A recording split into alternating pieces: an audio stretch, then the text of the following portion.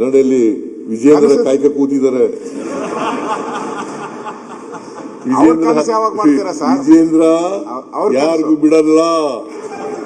ಸರಿ, D K Shivakumar ಆದ್ರೂ ಮುಖ್ಯಮಂತ್ರಿ ಆದ್ರೂ ಖುಷಿ ಪಡ್ತೀನಿ ಅಂತ ಹೇಳಿಲ್ಲ ಒಂದ್ಸರಿ. ಬರೀ ನಮ್ದು ಮಾತ್ರ ಹೇಳ್ತಿದ್ರಲ್ಲ. ನೋಡಪ್ಪ, ಹೈಕಮಾಂಡ್ ಇಲ್ಲಿವರೆಗೆ ತೀರ್ಮಾನ ಮಾಡ್ತದೆ. ಹೈಕಮಾಂಡ್ ತೀರ್ಮಾನ ಮಾಡೋದು ಅಲ್ಲಿವರೆಗೂ ನಾನೇ ಮುಖ್ಯಮಂತ್ರಿ. ಈಗ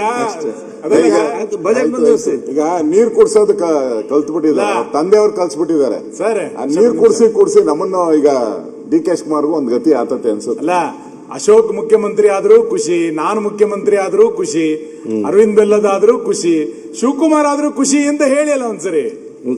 ಯಾರಾದ್ರೂ ನಮ್ಮಲ್ಲಿ ಯಾರಾದ್ರೂ ಮುಖ್ಯಮಂತ್ರಿ ಆದ್ರು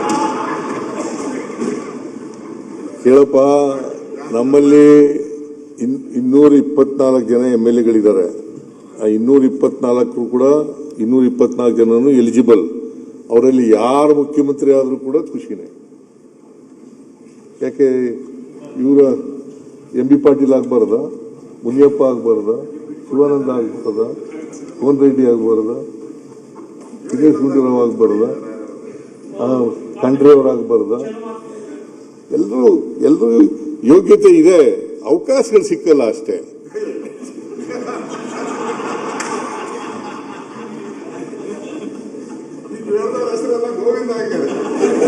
ಗೋವಿಂದಲ್ಲ, ಅವಕಾಶ ಬಂದ್ರೆ ಎಲ್ರಿಗೂ ಹೆಸರಲ್ಲ ಗೋವಿಂದ, ಎಲ್ರಿಗೂ ಅವಕಾಶ ಸಿಕ್ತಿದೆ. ಅದರಿಂದ ಮಾನ್ಯ ಅಧ್ಯಕ್ಷರೇ, ನಾನು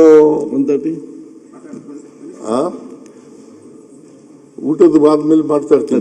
1:30 ತನಕ ಮಾಡ್ತಾ ಊಟ. ಓಕೆ 1:30. ನಾನು 1:30 ಮುಗಿಯಲ್ಲ.